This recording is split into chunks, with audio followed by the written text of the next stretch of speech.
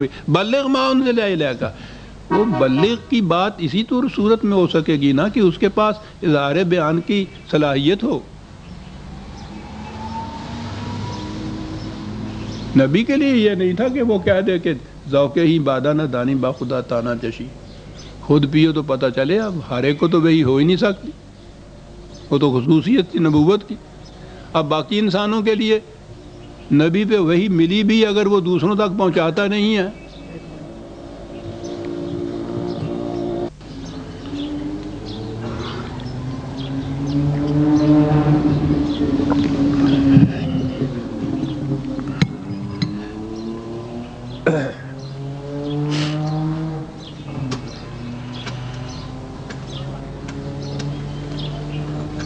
وہی اس طرح سے ملی، نبی کو صلاحیت دی گئی کہ وہ اسے دوسروں تک پہنچا سکے، دوسروں تک پہنچایا اور ان پر یہ فریضہ عائد کیا کہ جس تک یہ پہنچے وہ اسے آگے پہنچائے۔ وہی کا سلسلہ چونکہ ختم ہوا نبی اکرم صلی اللہ علیہ وسلم کی ذات گرامی پر صلی اللہ علیہ وسلم، اس لیے یہ جو اب قرآن کی تبلیغ کا، یہ ابلاغ کا سلسلہ آگے پہنچانے کا ہوا، وہ یہ بیان جو ہے اور قلم جو ہے اس کے ذریعے سے قیامت تک جاری رہ سکتا ہے۔ ختم نبوت سے انسانوں کو کوئی نقصان نہ پہنچا۔ قرآن مکمل، تمت کلمات ربک صدقا وعدلا لا مبدل لکلمات اللہ، مکمل، غیر متبدل، محفوظ، انسانوں تک پہنچا دیا گیا۔ انسانوں کو اسے آگے پہنچانے کی صلاحیت دے دی۔ انسانوں کا سلسلہ قیامت تک جاری ہے، اس لیے یہ سلسلہ وہی یا اس کا ابلاغ جو ہے قیامت تک کے لیے جاری ہے۔ بڑی باتیں ہوا کرتی تھی ختم نبوت کی، میں نے تو یہ ایک ہی دلیل دی تھی، اس کا جواب کوئی نہیں تھا ان کے پاس، کہ خدا کی وحی کے مکمل، غیر متبدل، محفوظ ہونے کے بعد اور انسانوں کو یہ چیزیں عطا کر دینے کے بعد پھر ضرورت ہی باقی نہیں رہتی ہے نبوت کی۔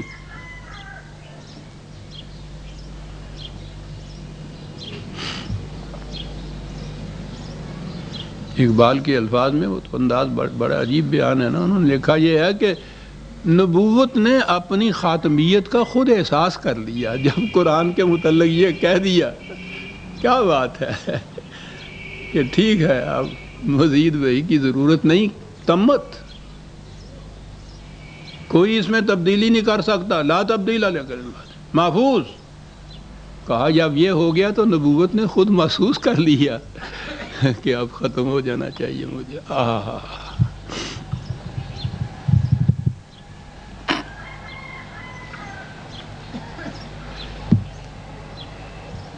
یہ چیزیں وحی کا نزول، اس کا آگے پہنچانا، انسانوں کا پھر رفتہ رفتہ آگے پہنچانا، کاہے کے لیے یہ سارا سلسلہ ہوا؟ معاذ اللہ، کیا یہ محض کوئی شاعری ہو رہی تھی؟ خدا کا تو کوئی پروگرام، اس کی کوئی کڑی بھی بلا مقصد نہیں ہو سکتی۔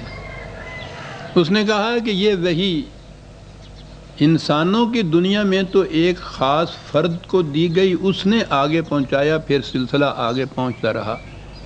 خارجی کائنات، اس میں تو یہ صورت نہیں ہے، نہ وہاں اس میں کوئی نبی ہوتا ہے، نہ ان میں ایک بات کو دوسرے تک پہنچانے کی صلاحیت ہوتی ہے۔ تو وہاں کیا کہا کہ وہاں ہم نے خارجی کائنات میں ہر شے کے اندر خود وحی رکھ دی۔ وحی کیا؟ یہ ہدایت کہ تم نے یہ کرنا ہے کام۔ قرآن میں یہ ہے کہ سما میں وحی، ارض میں وحی، نحل میں وحی، کہ تمہارا یہ فریضہ ہے۔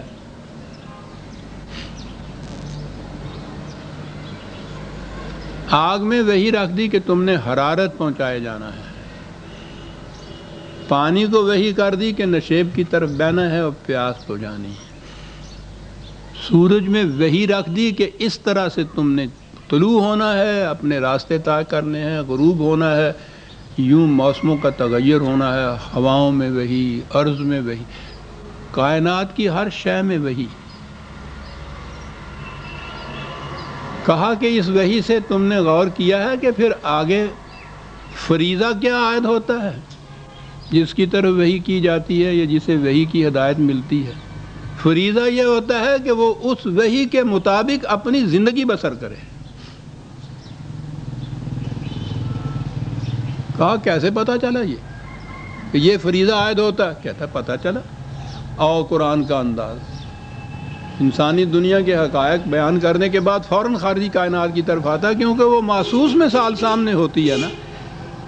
کہنے لگا یہ تو ہم نے بتایا نا کہ یہ سورج میں بھی وہی ہے، چاند میں بھی وہی ہے، ستاروں میں بھی وہی ہے، درختوں میں بھی وہی ہے، پودوں میں بھی وہی ہے۔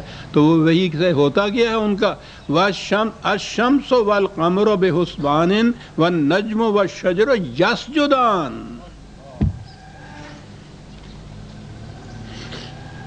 چاند اور سورج جیسے عظیم القدر، عظیم الجثہ قرے، تصور نہیں ہم کا انسان کر سکتا ان قروں کی بڑائی کا کہ کتنے بڑے، بے حسبان،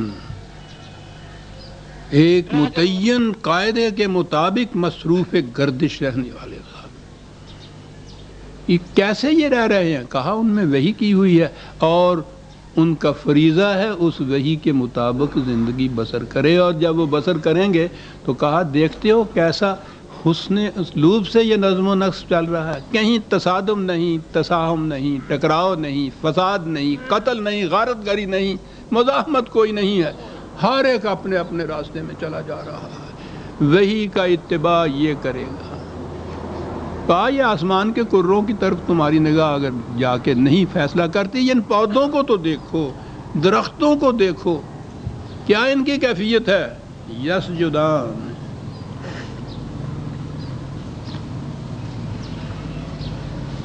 سب سجدہ ریز ہیں اس وحی کے سامنے جو ان کو دی گئی ہے۔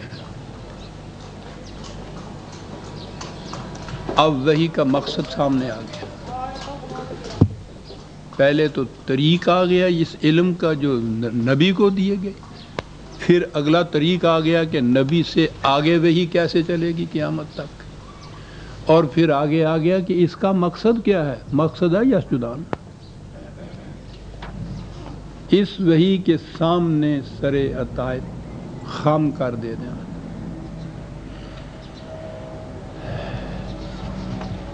یہاں قرآن نے شمس و قمر کو حسبان کے لیے کہا ہے، حساب کے مطابق، قاعدے کے مطابق، یہ حساب سے ہی ہے یہ لفظ۔ دیگر مقامات میں قرآن نے یہ کہا ہے کہ تم حساب اپنا رکھنا چاہتے ہو زندگی کا، جسے کیلنڈر آپ کہتے ہیں۔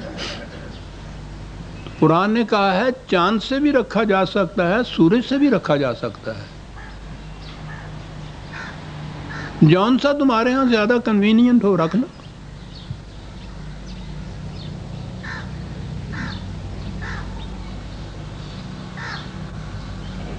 میں یہ بات نہیں کرنا چاہتا کہ یہ جو ہمارے ہاں قمری طریقہ ہے یہ کیسا ہے، اور شمسی طریقہ، یہ شمسی تو وہ کیلنڈر ہے نا جو اس کو عام طور پہ یہ کہا جاتا ہے انگریزوں کا کیلنڈر، انگریزوں کے باپ کا کیلنڈر، خدا کے سورج کا کیلنڈر ہے وہ تو، اسی کے قمر کا کیلنڈر ہے جسے آپ قمری کہتے ہیں، دونوں خدا کے کیلنڈر ہیں، لیکن نہیں، یہ جو ہے اسے جب شرعی کہہ دیا گیا تو اب اسے تبدیل نہیں کیا جا سکتا۔ تو پوچھو کہ خدا نے کہا ہے شمس کے مطابق بھی کیلنڈر بن سکتا ہے، جون سا کنوینینٹ ہو بنا، نہیں جی، یہاں تو جو چیز ذرا پرانی ہو جاتی ہے وہ شرعی ہو جاتی ہے، اس میں تبدیلی نہیں کی جا سکتی۔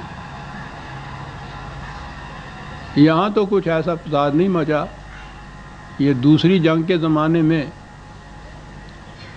ابھی تقسیم نہیں ہوئی تھی نا ملک کی، دلی میں ہوتا تھا میں، تو اس زمانے میں آدھا گھنٹہ پیچھے کیا تھا وقت کو، اب بھی پاکستان اور انڈیا کے وقت میں آدھے گھنٹہ کا فرق ہے نا، ہم میں اور مشرقی پاکستان، اور ایک کیا کہہ دیا میں، کلیجے پہ ایک زخم لگتا ہے عزیزان مان جب مشرقی پاکستان کو بنگلہ دیش کہنا پڑتا ہے، اس کا اور ہمارا 1 گھنٹے کا فرق ہے۔ یہ پہلی بار یہ چیز ہوئی تھی کہ جنگ کے زمانے میں آدھے